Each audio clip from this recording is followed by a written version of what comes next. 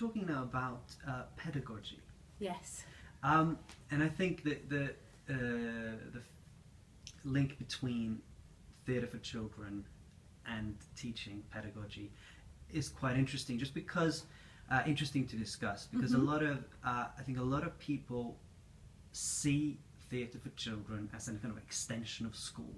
Yes. As an extension, it's a tool. It's a teaching tool.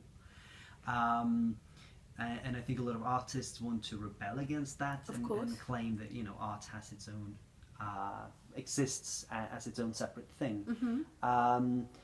But once you start talking about interactivity, you seem to have discovered that you have to kind of that these two things start to blur or start to kind of meet again.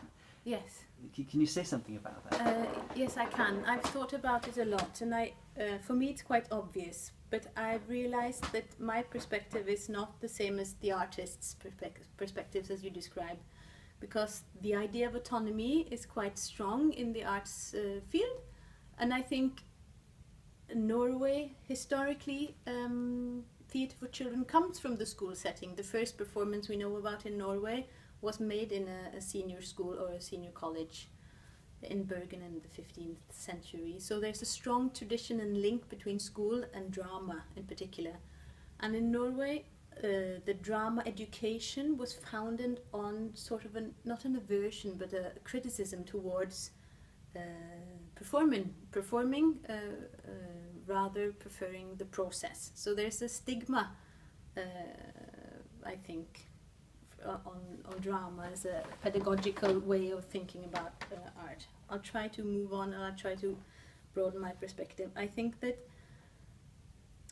so yes, we found, or I think that when an artist opens up the performance for children, allowing them on stage, welcoming them, they actually have to work as pedagogues, whether they like it or not, because they do things to move the kids around. And of course there are different ways of talking about this, and we try to find a common language to say that this reminds us of things we know from the drama education field, but we felt that we couldn't do that because they didn't want to use the same language. So we have to find another language to say how can you move the group around, how do you want them to experience this, but talking about the same things but in a different language. So I don't know if that's very clear, but I myself think that the real interesting part of participatory theatre is if you actually try to investigate this meeting between the performer and the child or the children, because then you have to, and that's my personal very strong belief, you have to acknowledge that there are children in the room and you are in a relationship, and how do you deal with that relationship? And if you say, I don't care about that relationship because I do art, I think at the same time you're saying, I don't care about this meeting. So from that perspective, it's not art or pedagogy. It's like, how do I get this meeting to work? How do we investigate something together? And I think that languages from both fields are interesting, as is language from child's play or children's playing, because they are also quite capable of expressing themselves through play. And it's quite complicated and complex, their playing. It's metafictional. It reminds us of the post-traumatic theatre. It's intertextual. So we have to meet children in their experience, or as experts, I think, on their own way of being in a room. And yeah. I'm curious about this, the thing that you're saying that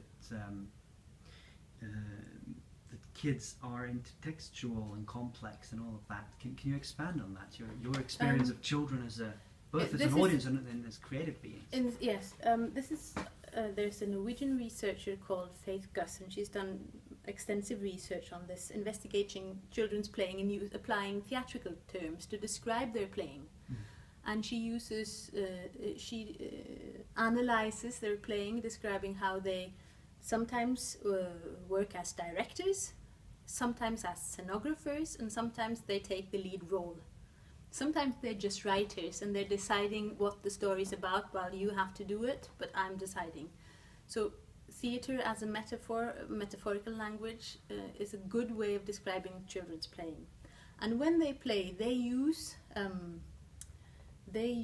their experience from different stories. Have they seen Star Wars? You might see the lightsaber, but suddenly you're in the woods playing also with a lightsaber and you meet the Red Riding Hood. So they combine their stories, the things they know in their playing.